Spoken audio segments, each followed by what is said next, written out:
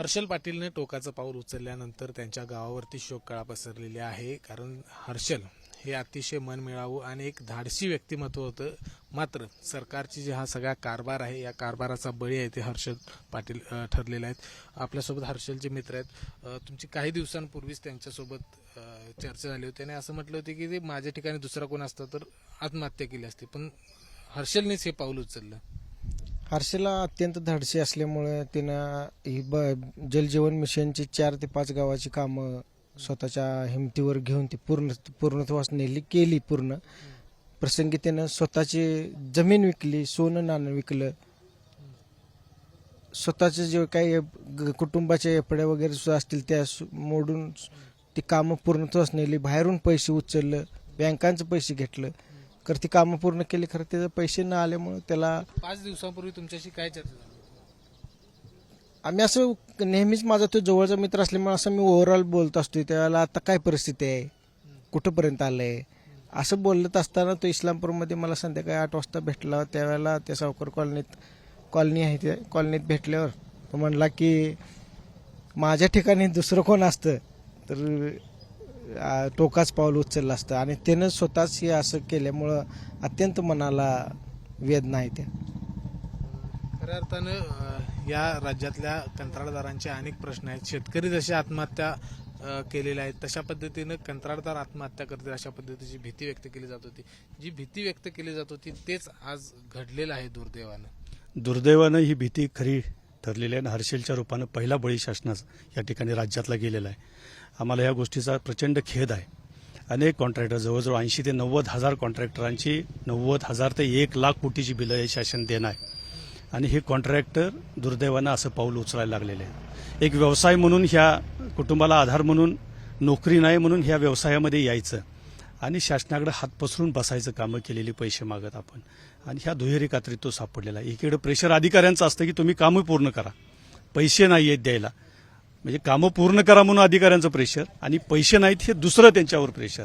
आणि तणावामध्ये असे अनेक या ठिकाणी हर्षल या महाराष्ट्रामध्ये आहेत. आज मी या गोष्टीचा जारी, एकीकडे लोकप्रिय घोषणा करायच्या, लाडकी बहीण म्हणून या ठिकाणी घोषणा, बहिणीला पैसे दिले फक्त राजकारणासाठी आणि इलेक्शनसाठी या योजना आणायच्या, आणि एकीकडे बहिणीचं कुंकू पुसायचं, हे धोरण ह्या शासनाचं आहे.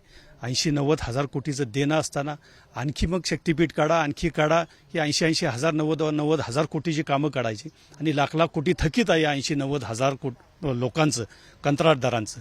त्याच्याकडे मात्र डोळे झाक करायचे. आणि अशा ह्यानं अनेक लोक फ्रस्ट्रेशनमध्ये आहेत, अनेक लोक तणावात आहेत, अनेक कंत्राटदार तणावात आहेत. कालपासून अनेक कंत्राटदारांचं माझ्याशी बोलणं झालं. या घटनेला कुणाला जबाबदार? ह्या 100% राज्य शासन जबाबदार आहे.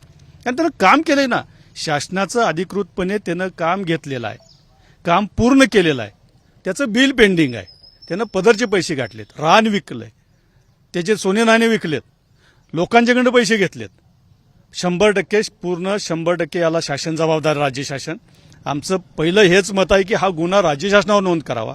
त्या कुटुंबाची सगळी जबाबदारी ही शासनानं घ्यावी. त्याच्या पत्नीला शासकीय सेवेमध्ये सामावून घ्यावं, हे बिल तर द्यावंच, हर्षलचंच नाही, ह्या महाराष्ट्रातल्या सगळ्या कंत्राटदारांचं जे देणं आहे ते शासनानं पहिलं या ठिकाणी पूर्ण करावं. नाहीतर अशा अनेक कंत्राट, म्हणजे शेतकरी आत्महत्या करायला लागलेले आहेत, अनेक जण करायला लागले आहेत. हिंदू मुस्लिम हे करू नका दुर्दैवानं. हा हिंदूच आहे ना, ह्याची जबाबदारी कोण घेणार? हिंदुत्वाचा मक्ता घेतलेलं सरकार तुम्ही स्वतःला समजताय, आणि हिंदू आत्महत्या करायला लागलेल्या आहेत, ह्याला जबाबदार कोण? आम्ही आमच्या वरिष्ठांशी बोललोय, वरिष्ठ स्तरावर मुंबईतूनही याच्यावर निश्चितपणानं आवाज उठवला जाईल. आज आमचं सांगलीत आंदोलन आहे या घटनेचा जाहीर निषेध आणि राज्य शासनाचा जाहीर निषेध. तुमच्या गावामध्ये देखील हर्षलनी काम केलं होतं, कशा पद्धतीचं त्यांचं काम होतं आणि कसं पूर्ण केलं त्यांनी? अतिशय चांगल्या पद्धतीचं. हर्षलला एक किलोमीटर अंतरावर असणारं माझं गाव आहे, छोटंसं मालेवाडी गाव. त्या गावामध्ये अतिशय चांगल्या पद्धतीनं हर्षलनं जलजीवन योजनेचं काम पदरचं पैसे घालून पूर्ण केलं, आणि गावाला अतिशय चांगल्या शुद्ध पाणी पिण्यासाठी योजना तयार करून दिली. मला एकच शासनाला खरं तर प्रश्न विचारायचा आहे की जर आपण कोणतंही ज्या वेळेला एखादं योजना तयार करतो, त्याचे पैसे आपण बजेटला धरतो आणि त्यानंतर आपण ती कामाची कार्यवाही करायला सुरुवात करतो.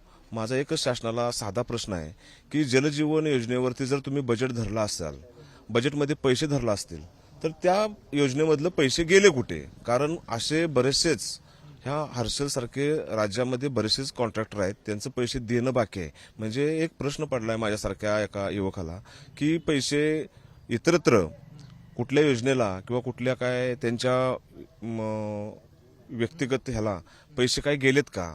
कारण जर त्या हेडवरचे पैसे आमच्या हर्षलला जर मिळालं नाहीत म्हणजे पैसे ते कुठंतर गेलेत. समजा आता शासन दरबारी बरेचसेच अतिशय विद्वान व्यक्ती काम करत असतात. शासनानं ह्या प्रत्येक गोष्टीचा बारकाईने विचार केला पाहिजे. आज या सगळ्या योजना ज्या सरकारनं राबवल्या त्याचा कुठेतरी फटका म्हणायचा, लाडकी बहीण असेल किंवा इतर याचा फटका बसला म्हणायचा. हो, आता निधी मिळत नाही म्हणजे पैसे कुठं डायव्हर्ट झाले असतील. ज्यावेळेला तो खाजगी कामं करत होता सुरुवातीला त्यावेळेला अगदी व्यवस्थित होतं त्याचं. नंतर त्याला शासकीय कामात त्यानं पदार्पण केलं त्यावेळेपासून तो अडचणीत यायला चालू झाला. पहिल्यांदा तो खाजगी कामं करत होता त्यावेळेला त्याची आर्थिक परिस्थिती चांगली होती, पण त्याचं पैसे जास्त शासनाकडे अडकल्यामुळं त्याला ही टोकाची भूमिका घ्यावी लागली.